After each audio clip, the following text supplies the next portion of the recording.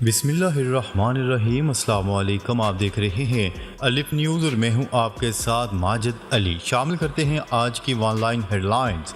روس کے نائب وزیر خارجہ نے اعلان کیا ہے کہ امریکہ نے اقوام متحدہ کی سلامتی کونسل کے اجلاس میں شرکت کے لیے روسی وزیر خارجہ سرگئی لاروف کو ویزا نہیں دیا۔ رپورٹ کے مطابق روس کے نائب وزیر خارجہ نے بدھ کے روز کہا کہ روس کے وزیر خارجہ سرگئی لاروف کی سربراہی میں اقوام متحدہ کی سلامتی کونسل کے اجلاس میں شرکت کرنے والے وفد کو ویزا جاری نہیں کیا گیا۔ روس کے اس اعلیٰ عہدیدار کے مطابق ماسکو نے پینٹاگون کی دستاویزات کے انکشاف کے بارے میں کوئی موقف اختیار نہیں کیا، تاہم امریکہ کی جانب سے دانستہ طور پر جعلی دستاویزات جاری کیے جانے کے امکان کو مسترد نہیں کیا جا سکتا۔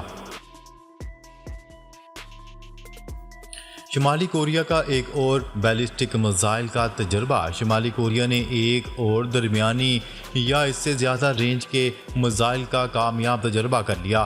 میزائل جزیرہ نما کوریا اور جاپان کے پانیوں میں جا گرا۔ غیر ملکی خبرساں ادارے کی رپورٹ کے مطابق جاپان نے میزائل تجربے کے بعد شمالی جزیرے کے رہائشیوں کے لیے الرٹ جاری کیا تھا، جو کہ بعد میں واپس لے لیا گیا۔ تائیوان کے مسئلے پر چین نے امریکہ کو خبردار کر دیا۔ اگرچہ حکومت چین نے جزیرہ نما تائیوان کے محاصرے کی فوجی ریہرسل کے خاتمے کا اعلان کر دیا ہے، تاہم سرکاری ٹیلی ویژن کا کہنا ہے کہ چند ایک جنگی جہاز حقیقی جنگ کے حالات کے مطابق لازمی تربیت کی غرض سے اس وقت بھی تائیوان کے قریب موجود ہیں۔ رپورٹ میں مزید بتایا گیا ہے کہ جنگی فوجی مشقوں کے خاتمے کا باوجود چینی لڑاکا طیارے اور بحری جہاز آبنائے تائیوان کے ارد گرد گشت کرنے میں مصروف ہیں۔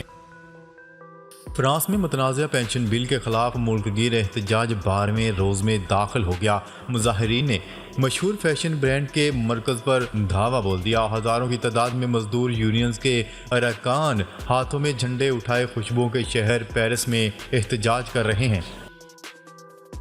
سعودی عرب کے ساتھ مذاکرات کامیاب، شام کے عرب لیگ میں واپسی کے امکانات روشن۔ امارات اور بحرین سمیت دیگر عرب ممالک کے اسرائیل سے سفارتی تعلقات کی بحالی کے تاریخی اقدام کے بعد سے خلیجی عرب ممالک اب خطے میں حل طلب دیگر معاملات کو بھی سلجھانے کی کوششوں میں مصروف ہیں۔ جنگوں کے خاتمے کے اعلان ہو رہے ہیں اور منقطع سفارتی تعلقات بھی بحال ہو رہے ہیں۔ عالمی خبرساں ادارے کی رپورٹ کے مطابق سعودی عرب اور ایران کے درمیان 2016 سے منقطع سفارتی تعلقات کی بحالی اور ایک دوسرے کے بند سفارت خانوں کو کھولنے کے لائحہ عمل پر تیزی سے کام جاری ہے۔ امریکہ نے اقوام متحدہ کے سربراہ کی جاسوسی کی خفیہ دستاویزات سامنے آ گئیں۔ افشا ہونے والے خفیہ دستاویزات میں انکشاف کیا گیا کہ امریکہ نے اقوام متحدہ کے سیکرٹری جنرل انٹونیو گوٹریس کی جاسوسی کی۔ عالمی خبرساں ادارے کی رپورٹ کے مطابق افشا ہونے والی خفیہ دستاویزات میں انکشاف کیا گیا ہے کہ U N secretary general Antonio Guterres اور ان کے نائب کے درمیان ہونے والی گفتگو کی نگرانی کی گئی۔ خفیہ دستاویزات میں یہ بھی انکشاف کیا گیا کہ امریکہ نے ایسا اس لیے کیا کیونکہ ان کے بقول اقوام متحدہ کے سیکرٹری جنرل روسی مفادات کو تحفظ فراہم کرنے کی خواہش رکھتے ہیں۔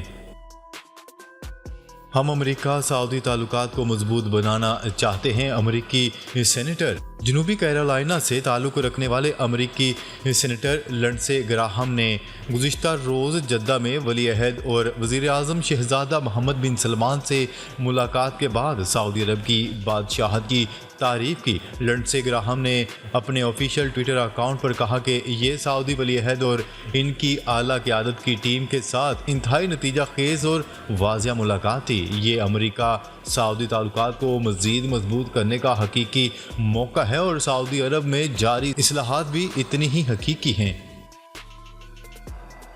بھارت میں کرونا بے قابو، ایک روز میں 10,000 نئے کیسز رپورٹ۔ بھارت میں کرونا وائرس ایک بار پھر تیزی سے بڑھنے لگا۔ گزشتہ 24 گھنٹوں کے دوران مزید 10,000 سے زائد کووڈ کیسز رپورٹ کیے گئے۔ بھارتی میڈیا کی رپورٹ کے مطابق بھارت میں آج رپورٹ کیے گئے کیسز کی تعداد 10,158 ہے، جبکہ گزشتہ روز 7,830 کیسز رپورٹ ہوئے تھے۔ بھارتی پنجاب کے فوجی اڈے پر دوسرے روز بھی فائرنگ، ایک اور فوجی ہلاک۔ بھارتی پنجاب میں واقعہ فوجی اڈے پر دوسرے روز بھی فائرنگ کے نتیجے میں ایک اور فوجی ہلاک ہو گیا، جبکہ فائرنگ کے گزشتہ روز کے واقعے میں 4 اہلکار ہلاک ہو گئے تھے۔ تفصیلات کے مطابق بھٹنڈا ملٹری اسٹیشن میں ہونے والی فائرنگ نے 20 سالہ فوجی اہلکار کی جان لے لی، جسے سر پر گولی لگی، جبکہ اہلکاروں کی سرکاری رائفل اس کے قریب سے برآمد ہوئی۔ ٹویٹر کا مالک ہونا تکلیف دے رہا، مناسب خریدار ملا تو فروخت کر دوں گا۔ ایلون مسک دنیا کے امیر ترین افراد کی فہرست میں شامل سماجی رابطے کی ویب سائٹ ٹویٹر کے مالک ایلون مسک نے کہا کہ ٹویٹر کا مالک ہونا ان کے لیے کافی تکلیف دے رہا ہے۔ اگر کوئی مناسب خریدار ملا تو وہ اپنی کمپنی کو فروخت کر دیں گے۔ برطانوی نشریاتی ادارے BBC کو انٹرویو دیتے ہوئے انہوں نے انکشاف کیا کہ جب انہوں نے ٹویٹر خریدا تھا تو ملازمین کی تعداد 8000 تھی، جو اب کم ہو کر 1500 رہ گئی ہے۔ بٹ کوائن کی قیمتوں میں یکدم بڑا اضافہ۔ کرپٹو کرنسی بٹ کوائن کی قیمت میں 7% اضافے کے ساتھ 10 ماہ کی بلند ترین سطح پر پہنچ گئی۔ ٹائمز آف انڈیا کی رپورٹ کے مطابق مذکورہ اضافے کے ساتھ بٹ کوائن کی قیمت $30,000 سے تجاوز کر گئی۔ رپورٹ کے مطابق بٹ کوائن دنیا کی سب سے بڑی ڈیجیٹل کرنسی ہے، جس کی قیمت گزشتہ سال جون کے بعد پہلی بار اس سطح پر پہنچی ہے۔ شامی وزیر خارجہ کی 12 سال بعد سرکاری دورے پر سعودی عرب آمد۔ شام کے وزیر خارجہ 12 سال بعد سعودی عرب کے سرکاری دورے پر جدہ پہنچ گئے۔ نیوز رپورٹ کے مطابق فیصل المقداد کو دورے کی دعوت سعودی عرب کے وزیر خارجہ شہزادہ فیصل بن فرحان نے دی تھی۔ شامی وزیر خارجہ جب سرکاری دورے پر جدہ کے شاہ عبدالعزیز انٹرنیشنل ایئرپورٹ پہنچے تو سعودی عرب کے نائب وزیر خارجہ ولید عبدالکریم الخلیجی نے ان کا استقبال کیا۔ واضح رہے کہ شام کے وزیر خارجہ اپنے ملک میں 12 سال قبل شروع ہونے والی خانہ جنگی کے بعد پہلی مرتبہ سعودی عرب کے دورے پر آئے ہیں۔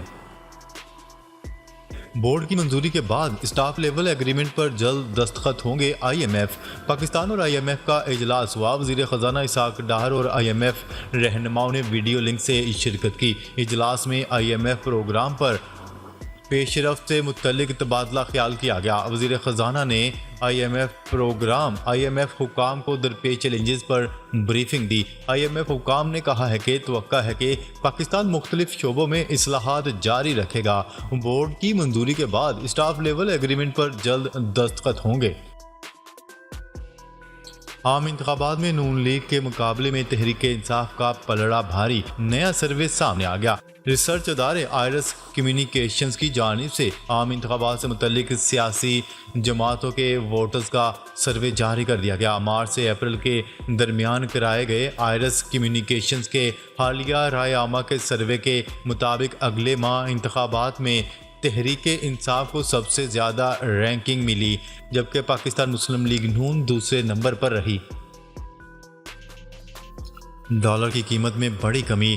انٹر بینک میں دوران کاروبار ڈالر کی قیمت میں مزید ₹1.62 کمی ہو گئی۔ انٹر بینک میں ڈالر ₹285 پر ٹریڈ کر رہا ہے۔ گزشتہ 3 روز میں ڈالر کی قیمت میں ₹3.43 کمی واقع ہوئی۔ گزشتہ روز کاروبار کے اختتام پر انٹر بینک میں ڈالر کی قدر ₹286.62 تھی۔ وزارت خزانہ نے انتخابات کے لیے فنڈز دینے سے انکار کر دیا۔ قومی اسمبلی کی قائمہ کمیٹی خزانہ کے اجلاس میں منی بل اتفاق رائے سے مسترد کر دیا گیا۔ وزیر خزانہ نے پنجاب الیکشن کے لیے فنڈز کی فراہمی سے معذرت کر لی۔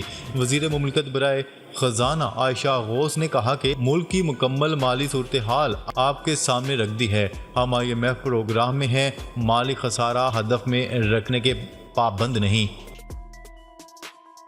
ہم ملک کو ڈیفالٹ نہیں ہونے دیں گے۔ عمران خان تحریک انصاف کے چیئرمین عمران خان نے فائنینشل ٹائمز کو دیے گئے انٹرویو میں کہا کہ ملکی قرض بڑھ رہا ہے اور ہماری معیشت آہستہ آہستہ سکڑ رہی ہے۔ سابق وزیر اعظم کا کہنا تھا کہ پاکستان اپنے بدترین معاشی بحران سے گزر رہا ہے۔ ہم اقتدار میں آئے تو ملک کو ڈیفالٹ ہونے نہیں دیں گے، قرض لینے کے بجائے اصلاحات کے ذریعے معیشت بہتر بنائیں گے۔ عمران خان کا مزید کہنا تھا کہ IMF کے ساتھ مذاکرات کے لیے معاشی ماہرین کے ساتھ مشاورت کر رہے ہیں، ایسا طریقہ اپنانا چاہتے ہیں جس سے ہم بیرونی قرض ادا کریں اور ہماری معیشت بھی متاثر نہ ہو۔ آخری روزے ٹھنڈے ہونے کا امکان، بارشوں کی پیش گوئی۔ محکمہ موسمیات نے 15 سے 20 اپریل تک مختلف علاقوں میں بارش کی پیش گوئی کر دی۔ ہفتے کے آخر سے ملک کے بالائی وسطی علاقوں میں گرج چمک کے ساتھ بارش کا امکان ظاہر کیا گیا ہے۔ ملک کے بالائی علاقوں میں مغربی ہوائیں 15 اپریل کو داخل ہو جائیں گی۔ 15 سے 20 اپریل کو اسلام آباد، راولپنڈی سمیت پنجاب کے مختلف علاقوں میں بارش کا امکان ہے۔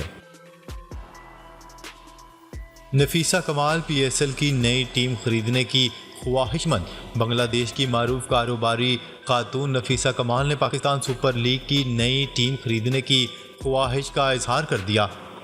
بنگلہ دیش کی صحافی فہیم الرحمان کے مطابق نفیسہ کمال ان افراد میں سے ایک ہیں جو پی ایس ایل میں نئی ٹیم خریدنا چاہتے ہیں۔ Nafisa Kamal Bangladesh premier league B P L کی فرنچائز کومیلا وکٹریز کی بھی مالک ہیں۔ نفیسہ کمال کی فرنچائز 4 مرتبہ بی پی ایل کا ٹائٹل اپنے نام کر چکی ہے۔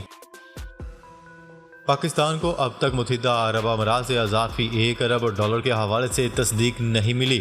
نیوز رپورٹ کے مطابق آئی ایم ایف کے ساتھ اسٹاف لیول معاہدہ ہونے کی راہ میں متحدہ عرب امارات کی $1 ارب کی تصدیق نہ کرنا بڑی رکاوٹ ہے۔ نیوز رپورٹ کے مطابق وزارت خزانہ کے ایک سینئر عہدیدار نے بدھ کی رات اس نمائندے کو بتایا کہ حکومت نے اماراتی حکومت کے ساتھ اعلیٰ سطح کے رابطے کیے اور اضافی $1 ارب کے حصول کے لیے معاملات طے پا جانے کے مراحل میں ہیں۔ ناظرین، اب تک کے لیے اتنا ہی۔ مزید خبریں لے کر بہت جلد آپ کی خدمت میں حاضر ہوں گے۔ تب تک کے لیے اپنا خیال رکھیے گا۔ اللہ نگہبان۔